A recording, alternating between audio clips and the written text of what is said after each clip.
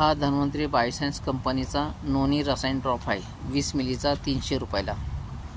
हे माझ्याकडं 6 पीस आलेले होते पुण्याहून बैराम सडांकडून. ते मी घरामध्ये वापरले. माझ्या मिसेसला मायग्रेनचा त्रास होता, L4 L5चा त्रास होता, मणक्यांच्या नसा दुखत होते, डोक्यांची नसा दुखत होते. त्यासाठी जागोजागी त्यांना त्रास होता. खाली बघितलं तरी त्रास होत होता त्यांना डोळ्यांना. त्यांना रोज सकाळी कोमट पाण्यामध्ये 5 थेंब देत होतो. हे 6चे 6 पीस आम्ही वापरले. कारण नॅरोलीज आनंद दिवाण सर आहे यांच्याकडे त्यांना घेऊन गेलो होतो गोविंदनगरला, नाशिकला. एका टायमाची फी त्यांची 800 ते 1000 रुपये. आम्हाला यायला विल्लोळी ते नाशिकला यायला 200 रुपये खर्च लागतो. असं 1000 रुपये. परत ॲलोपॅथिक औषध खात होते तर त्या टायमाला ते गोळी बदली करून देत होते. गोळी एकच होती, कंपनीचे नाव वेगवेगळे राहायचे, फक्त गोळीचा कलर एकच होता, सफेद.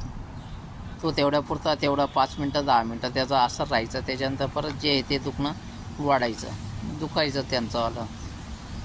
त्यांना सारखं मायग्रेन व्हायचं, जोरात बोलणं, संताप करणं, साऱ्या गावची चिंता करणं, साऱ्यांची काळजी घेणं, कोण कसं आहे काय. त्याच्यामुळं आणि मोबाईल बघण्यामुळे मोबाईलवर काम करणं, सिलाई मशीनचं काम होतं, पिको फॉलचं त्यांचंवालं. त्याच्यामुळे त्यांना त्रास व्हायला लागला. त्याचा पिको फॉल बी त्यांनी बंद करून दिले. त्याच्यानंतर 2 महिने त्यांनी आराम केला. आराम केल्यानंतर बी त्यांना आज नाशिकमध्ये आल्यानंतरही त्रास होत आहे. तर त्याच्यामुळे त्यांना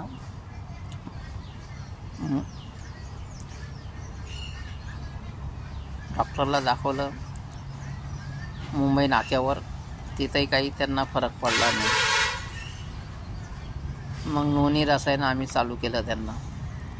पहिलेही चालू होतं त्यांना, पण मध्यंतरी त्यांनी सोडून दिलं होतं. त्याच्यानंतर आता परत चालू केल्यानंतर त्यांना चांगला रिझल्ट मिळाला.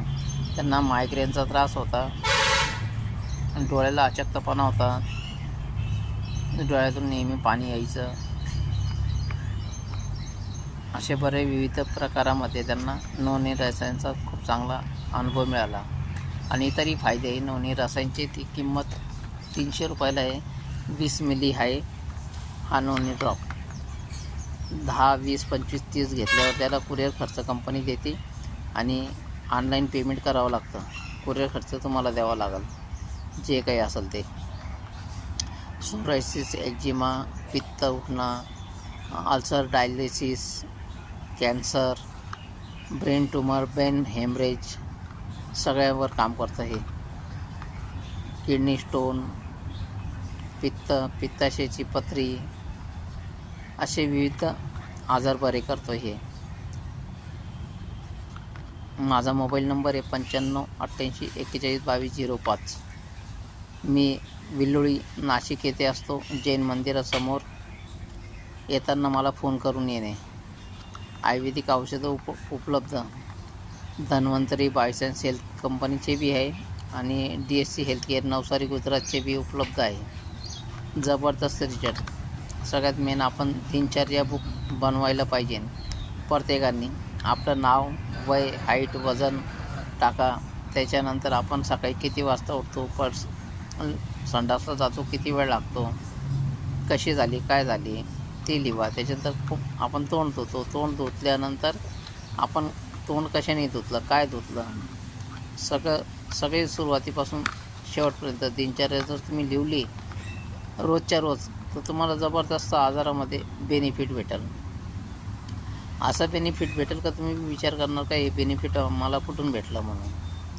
काही नाही, थोडं आपलं खाणपिण्यामध्ये बदल करायचा आहे फक्त. तो बदल केला तर तुम्हाला जबरदस्त रिझल्ट मिळेल. सगळ्यात मोठं आजाराचं मेन घर आहे माहेरघर आपलं पोट. ते पोट साफ राहिलं पाहिजे. सकाळी उठल्यानंतर तुम्ही रोज 1 ते 1.25 लिटर पाणी प्या. सुरुवातीला शक्य होईल तेवढं प्या, पण सुरुवात करा पिण्यासाठी. अर्धा ग्लास, पाऊण ग्लास, 1 ग्लास गोट करून बसून प्या. त्याच्याने काय होणार का ते पाणी आपल्या शरीरामध्ये जातं.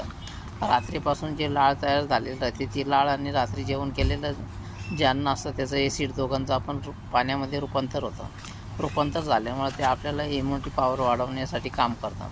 काम करल्यानंतर ते भरपूर लाभ होतात त्याचेवाले.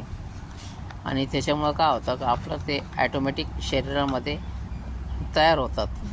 तयार झाल्यामुळं शरीर एकदम मजबूत कणखर तयार होतं. आपल्याला कोणताही आजार आपल्याला लवकर होऊ शकत नाही, कारण आपल्या जी किडनी आहे त्या किडनीला साफ करायचं काम सकाळचं पाणी करतं.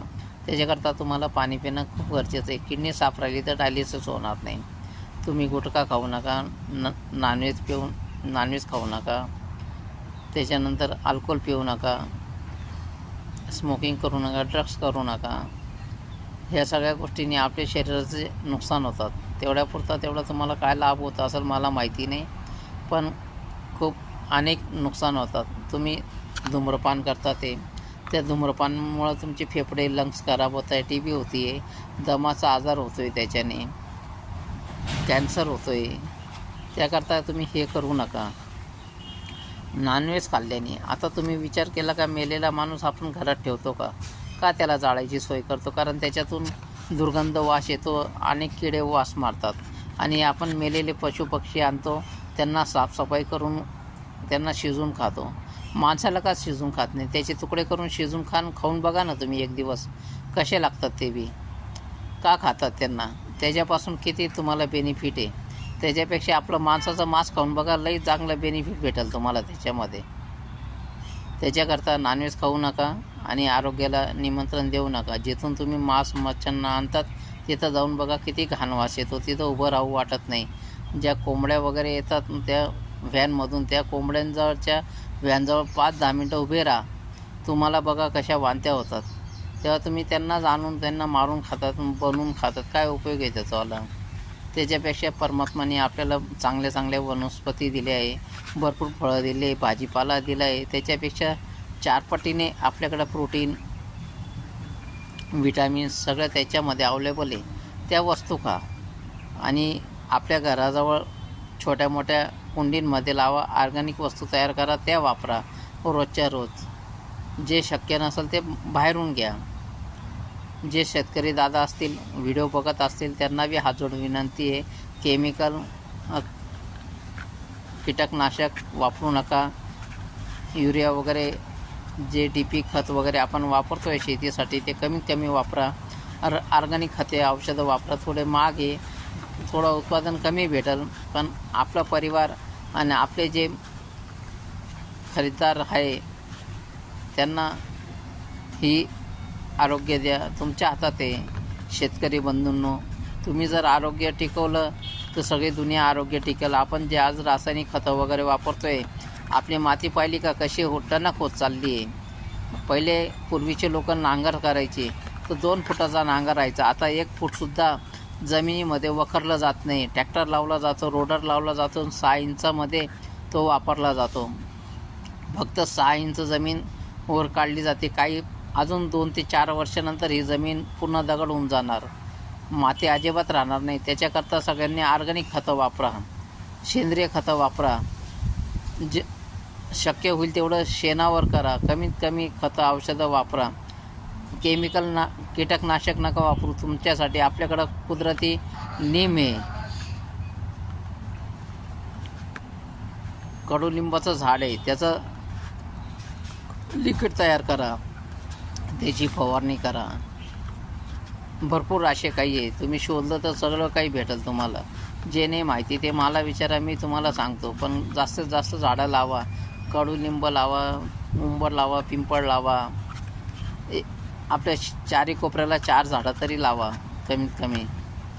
त्याने निसर्गाला हवाही भेटेल, ऑक्सिजन मिळेल आणि कुपोषण होणार नाही. ऑक्सिजन मिळालं तर कोणाला डायलिसिसवर जायची गरज पडणार नाही आणि व्हेंटिलेटरही लावायला लागणार नाही. त्याकरता सर्वांनी जास्तीत जास्त झाडं लावा आणि त्यांना जगवण्याचा प्रयत्न करा. आणि जे आपल्याला रोजंदारीमध्ये जे भाजीपाला लागतो तो सगळ्यात जास्त ऑर्गॅनिक करा. त्याच्यामुळं काय होणार तर कोणी लवकर आजारी पडणार नाही, तंदुरुस्त राहतील. सच साहेब, जय बंदी छोड़ के.